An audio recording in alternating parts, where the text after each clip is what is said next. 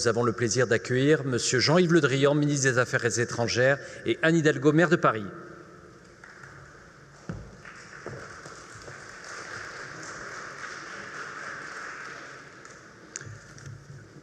Madame la maire de Paris, chère Anne, Mesdames et Messieurs, pas plus qu'un seul État ne saurait lutter efficacement contre les dérèglements climatiques. Il est clair que les États ne sauraient mener un tel combat seuls.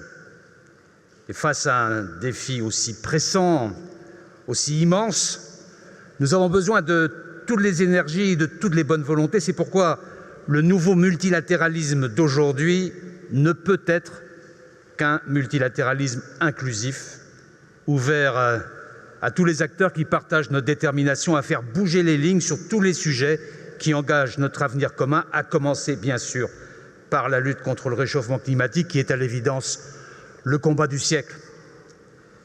Depuis l'accord historique de 2015, les villes, dans ce combat, ont été de très précieux alliés pour les États. Pendant la COP21, Madame la maire, les maires des grandes villes du monde se sont réunis ici à Paris pour appeler les États à prendre des engagements forts. Et cette voix a été entendue. Depuis, de très nombreuses villes ont fait de la transition écologique une priorité, se sont placées en première ligne, non seulement pour contribuer à la réduction de nos émissions de gaz à effet de serre, mais aussi pour mettre en place des réponses innovantes aux premières manifestations du réchauffement climatique, entraînant avec elles les forces de la société civile, les citoyens, les associations, mais aussi le secteur privé.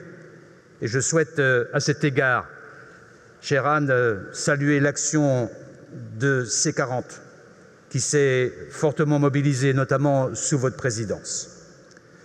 Je n'oublie pas non plus qu'au moment où l'administration Trump annonçait le retrait des États-Unis de l'accord de Paris, de nombreuses villes, de nombreuses collectivités américaines, et non des moindres, ont manifesté en parole et en acte leur intention de rester mobilisées à nos côtés. C'est pourquoi, Mesdames et Messieurs, je tenais à être des vôtres aujourd'hui pour vous saluer le rôle essentiel que vous avez joué et que vous continuerez à jouer dans la réponse à l'urgence climatique.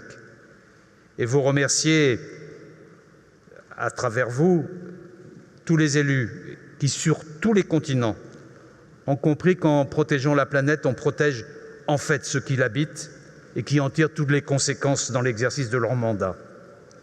Car l'humanité ne peut espérer vivre en bonne santé dans un monde à bout de souffle. Et dans un monde à bout de souffle, nos sociétés ne peuvent espérer se développer, nos économies ne peuvent espérer prospérer dans la durée. Les mois de crise pandémique et de bouleversement que nous venons de vivre et que nous sommes encore en train de vivre nous rappellent cette évidence.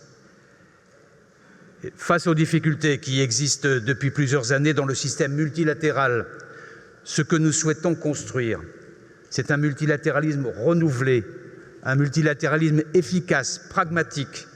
Et depuis quelques années, nous développons une approche qui vise justement à inclure fortement la société civile et les collectivités dans ce nouveau multilatéralisme à recréer, comme c'était le cas à l'occasion de la COP21.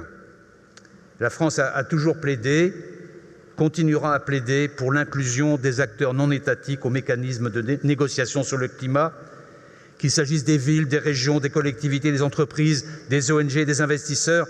Nous pensons que chacun peut et doit faire avancer notre combat et c'est pourquoi mon ministère encourage et soutient fortement la mise en place de partenariats entre les collectivités françaises et les collectivités étrangères sur cet engagement.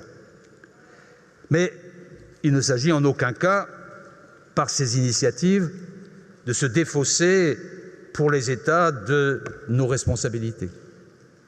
Et en signant, je parle de la responsabilité des États, et en signant l'accord de Paris en 2015, 196 États ont montré leur détermination à se hisser à la hauteur de la situation en décidant d'agir ensemble sur 3 chantiers essentiels: la limitation du réchauffement, l'adaptation à ses effets et la mise en adéquation des flux financiers avec ces objectifs. Et aujourd'hui encore, cet accord demeure notre boussole car cela a été rappelé tout au long de la journée, en dépit du chemin parcouru, la route est longue pour atteindre l'objectif que nous nous sommes fixés sur la base des recommandations du GIEC. La France, et c'est le deuxième message que je suis venu porter devant vous, entend prendre toute sa part à cet effort.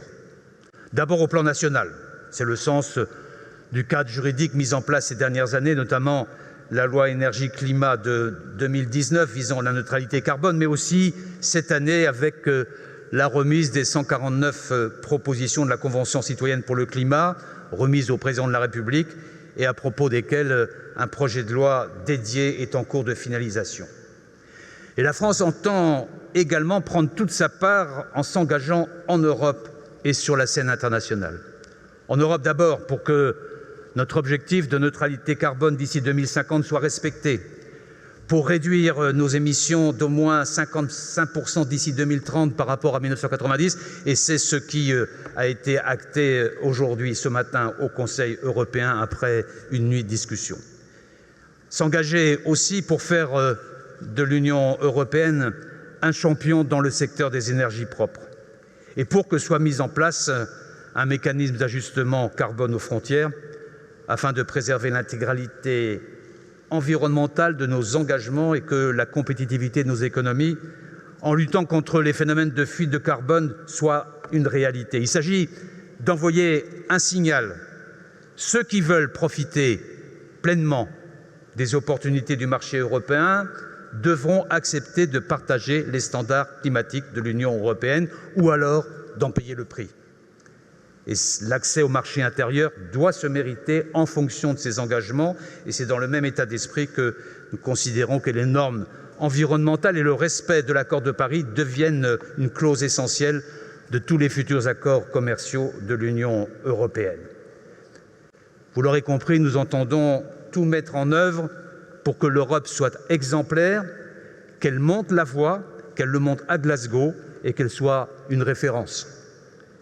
L'engagement de la France en faveur du climat se joue aussi de façon complémentaire sur la scène internationale, parce que nous avons fait le choix de mettre notre aide publique au développement au service de ce combat, parce qu'évidemment, nous continuerons à soutenir le multilatéralisme climatique comme nous l'avons fait avec des Européens tout au long du processus qui a mené au succès de la COP21, par des initiatives concrètes, par exemple le One Planet Summit, il y en aura un le 11 janvier prochain, par l'Alliance solaire internationale qui a permis de démultiplier nos actions avec nos partenaires indiens, par l'initiative par exemple pour la forêt d'Afrique centrale qui vise à préserver ce deuxième poumon vert de notre planète que sont les forêts du bassin du Congo.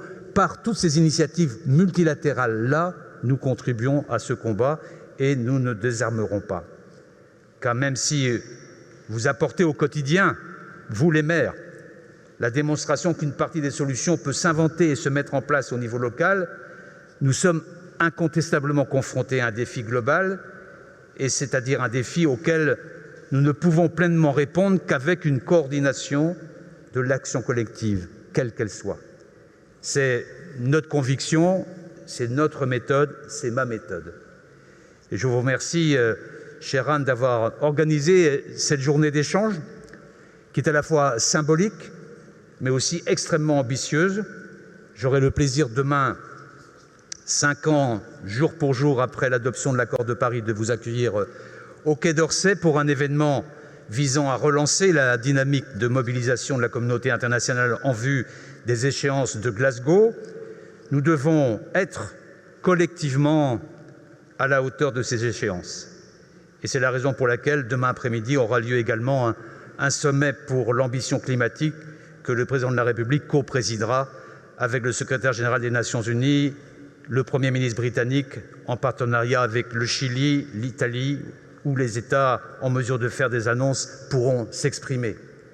C'est dire, chers amis, que 5 ans après la COP21, nous avons voulu que cette date anniversaire soit d'abord et avant tout une occasion de nous mobiliser pour l'avenir.